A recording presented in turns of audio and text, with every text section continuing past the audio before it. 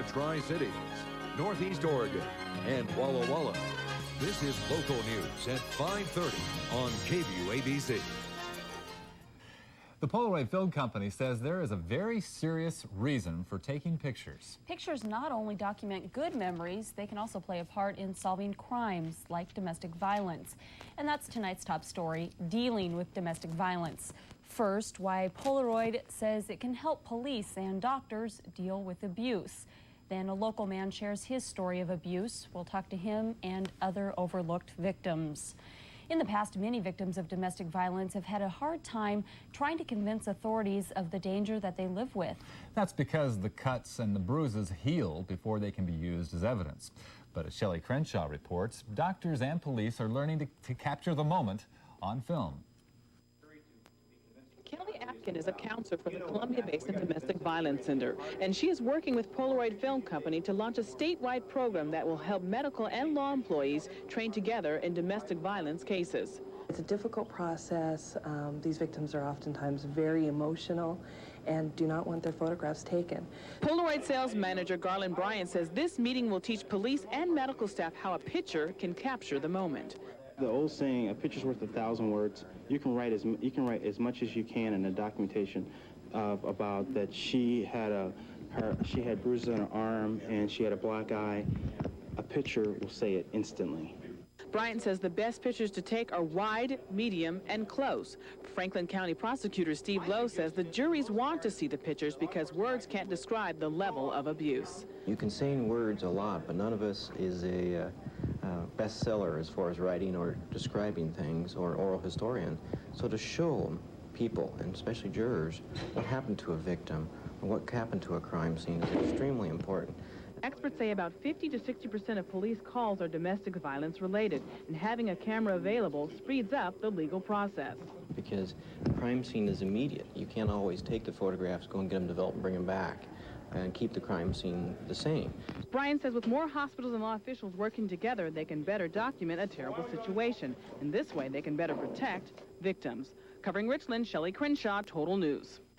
The cameras in the film cost about $500, and Prosecutor Lowe says some of the police cars in Benton and Franklin County already have this new equipment. Lowe says he would like more of this equipment, but it's just not in the budget.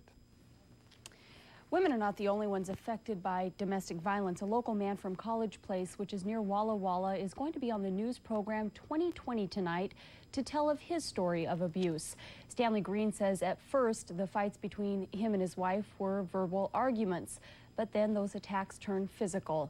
He has medical records showing bruises on his face, broken ribs, and bloody lacerations. Green says he never hit his wife in defense, but it was very hard to convince police of that. Green and his wife split up almost 7 years ago since he's been an advocate. It's a people issue. It's not a gender wars issue. It's not a feminist versus men's rights issue. It's a people issue. It happens to people of all classes, every gender. It cuts across all demographic lines. And he says there needs to be safe houses for men as well as for women. Now, this program reminder, later tonight, ABC will air this program. We'll take a closer look at domestic violence and battered men. When I was a little kid, I was maybe 6 years old, a girl came up and hit me, and, you know, the first thing you do is go to hit back, and she just looked at me and she said, boys can't hit girls. And, you know, and I didn't hit her. It is the law of the playground. Little boys, because they are bigger and stronger, are taught never to hit little girls, even when the girls hit first. But what if those girls grow up to be violent and abusive toward their husbands, and the men still don't fight back? That's the hidden side of domestic violence. People can't believe that a beautiful little girl like that could hurt a big guy like me. I'm letting this woman terrorize me, beat me up. It's extremely embarrassing. You're making yourself look like a wimp. We don't believe that women can step up to that level of violence. But if I would have done that to her, I'd be in jail right now. I wouldn't be here, and I'd be in jail now. 2020 airs tonight at 10 o'clock on ABC. We begin with the kind of domestic violence you probably never suspected was going on. We focus a lot of attention on battered women in our society because their plight is so common and so extreme. But strange as it might sound, men are also victims of spousal abuse in surprisingly high numbers. Yeah, if you find this hard to believe, that a woman smaller and weaker than a man could beat up on him, you're not alone. As Lynn Scher discovered, that perception is instilled in us from an early age. Maybe the stories you're about to hear will change what turns out to be a misperception. When I was a little kid, I was maybe 6 years old, a girl came up and hit me, and, you know, the first thing you do is go to hit back, and she just looked at me and she said, boys can't hit girls. And, you know, and I didn't hit her. It is the law of the playground. Little boys, because they are bigger and stronger, are taught never to hit little girls, even when the girls hit first. But what if those girls grow up to be violent and abusive toward their husbands, and the men still don't fight back? That's the hidden side of domestic violence. People can't believe that a beautiful little girl like that could hurt a big guy like me. I'm letting this woman terrorize me, beat me up. It's extremely embarrassing.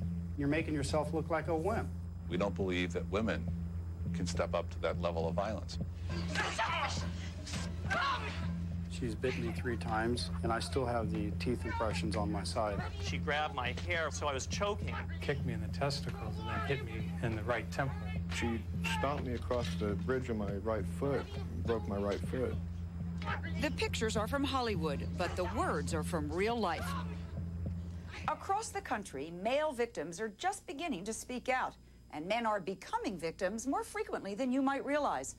We're not suggesting that husbands are beaten as severely or even as often as wives. In fact, in some cases, both partners may resort to violence. But the most recent report from the Department of Justice documented nearly 150,000 cases against men, ranging from attempts at violence to assault with a deadly weapon. Experts say that in terms of public awareness, male victims are where women were some 2 decades ago. And the stories are shockingly familiar. I mean, it was just insanity, just pure insanity. Tom McKinnon is a county fire investigator. He believes his erratic work hours in part triggered his wife's violent outbursts. When he would come home late, she'd be waiting. She'd throw things, dishes at me, hit me with a baseball bat a couple of times. She's tried to run me over in her car. You feel like a prisoner in your own house. You have to be concerned about where you're walking and what you're doing. You need to just always be on guard. It's a very tense kind of situation to live in. What makes a woman snap? David Nevers says when he lost his job, his wife just panicked. They began to argue more often, even in front of the children. One day, he says, they were both taken by surprise when she struck him. And the first time, I think I tried to dismiss it as something that had simply gotten out of control. His response is typical. Husbands, taught to be powerful and protective, don't see themselves as victims. After all, Nevers is large and muscular. He works out 5 mornings a week, and his ex-wife was 4 inches shorter, 100 pounds lighter. So after one argument, when she kicked him in the groin, propelling him backwards through a plate glass door, the humiliation was as searing as the pain, especially when he had to take himself to the emergency room to stop the bleeding. I was, I guess, so, I don't know if it was ashamed or embarrassed by what happened, that I told him that it was an accident at home, that I had backed into the glass door, and that's where I got the cuts from. Covering up for an abusive wife is a common male response. Today, David Nevers is divorced, but along the way, he also endured second-degree burns and was even pushed down a flight of stairs by his ex-wife. Why would he stay in such a marriage? I stayed in the house through all of this because I really felt that I had an opportunity to ask for custody of my children. The man is afraid if he leaves, he won't get custody. Sociologist and therapist Suzanne Steinmetz says abused husbands worry about custody with good reason. Most don't get it. David Nevers has only limited visitation rights with his children. Steinmetz also found greater numbers of male victims than anyone thought existed. Perhaps because she was using anonymous questionnaires and because couples face no legal consequences, she found that when there is violence in a household, in terms of minor assaults, the man is just as likely to be the victim as the woman. Men are abused by their spouses as often or as much as women are? When you're looking at hitting, slapping, pushing, shoving, they're fairly equal. I just can't visualize a woman smacking a guy around. They have to take advantage of the fact that they are generally smaller. So the difference here is men are going to be attacked with an object, pans, chairs, lamps, ashtrays. Thrown or struck at the person. Right. They wait and catch the man off guard, or they wait until he's in the shower, for example, or he's asleep. She's taken a nightstand and crashed it over my face when I was sleeping. She's threatened to put boiling grease on my face. This is not an aberration. Most men in this situation just won't talk about it, even to their friends. Roger Saunders says the first signs of his wife's irrational temper showed up before they were married, when a spat during a car trip escalated into her slugging him. But sometimes he says it was jealousy that would send her into a rage. When you say, she came to hit me, my reaction is to say, come on. You're bigger than she is. Walk away from it. You know, I could show you the pictures, just the scratches on my forehead. They're not big scratches when she got arrested, but if I would have done that to her, I'd be in jail right now. I wouldn't be here, and that happened a year ago. I'd be in jail now. Some women do get arrested. After attacking her husband, Rebecca Skelton spent 3 days in jail. I grabbed his face, and my keys scratched his neck, and, I was trying to attack him. He had said, I'm afraid of you. You get a look on your face that I don't know why you get that angry. Could you have stopped yourself at any time if you wanted? I don't think so. So you were really out of control. Do you remember thinking, I really want to hurt him, I want to kill him, anything like that? I want to hurt him. I think I wanted to hurt him. Today, Rebecca believes her violent actions were ignited by the gruesome murder of her sister and niece, a homicide committed by her brother-in-law. She is especially horrified that her own savage attacks on her husband were witnessed by her son.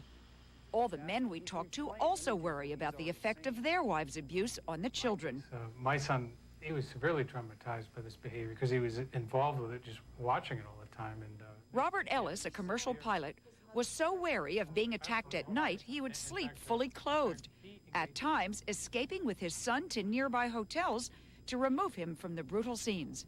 He saw his mother strike his father? Absolutely, all the time. In fact, when he gets frustrated, like if he can't have a piece of candy, he'll come up and start hitting me. Do any of you have custody of your children? No. Did you all ask for custody? Yes. Even though the person is abusive, and even though that person demonstrates this behavior over and over and over again, you still have no entitlement to your children or child. It's very, very frustrating. My name's Bonnie, and I was arrested for spousal assault. My name's Sylvia, and I was arrested for domestic violence against my spouse. My name is Nani. I'm here because I'm violent. My name is Janice, and I'm here for breaking temporary restraining orders, and I'm hoping to use a different kind of tool rather than anger.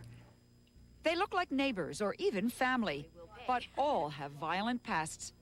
At a unique program in Sacramento, California, these women are hoping to change their future relationships, partly by role-playing. So your partner, you think they're cheating on you? The car broke down on the freeway. How come you didn't call me? Well, what do you want me to do? You could have called me. I know I could have called you, but I didn't. What do you want me to do? I want you to leave. All right, well, if that's what you want, then you leave. You don't pay the rent here, honey.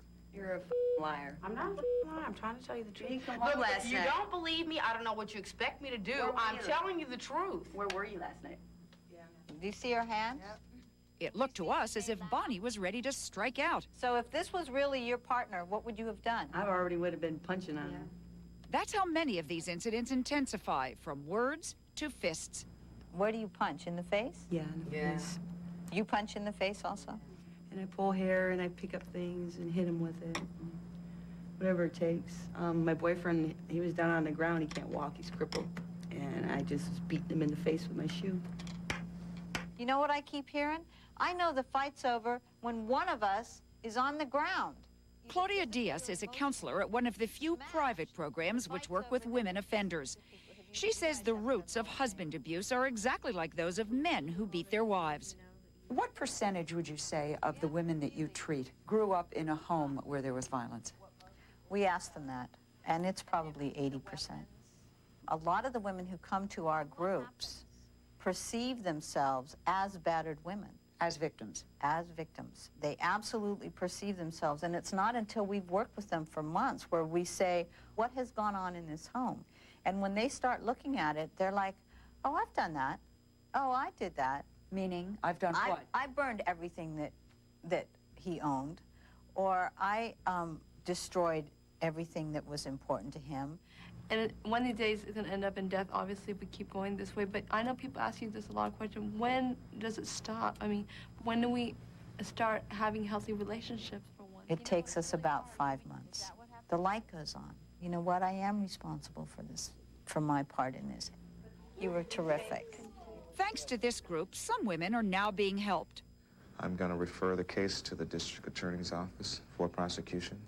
And thanks to enlightened cops like San Diego detective Mike Gordon, there is a growing awareness that abused husbands are not a joke. But too many men, like Archie Armstrong, may be unwittingly perpetuating their situation. Detective Gordon sees this one as a classic case. He loves her, and he chooses to risk being injured as opposed to leaving her. Each time the police have arrested Armstrong's girlfriend, he ends up down at the jail bailing her out. Today he's begging the police to spare her another prosecution. She never, in the past, did anything to me. I mean, straight out, she'd tear up the car, tear up the pickup, or tear up the house. But as far as physically, really physically doing something to me, a push or a shove or a scratch. But never no weapons, nothing like that, you know. Ultimately, of course, the end could be death. And she could kill him and take him totally by surprise. Perhaps abused husbands could learn something from the new public awareness of abused women, that you don't have to stick around and take it. But the more painful truth is that even those who have finally broken away face a terrifying future. Robert Ellis, who put up with 5 years of abuse, now lives in a secret location, hiding from his ex-wife. David Nevers refuses to leave his home without a weapon of defense. I've talked to some women who are abused women themselves, battered spouses, and we share the same feelings.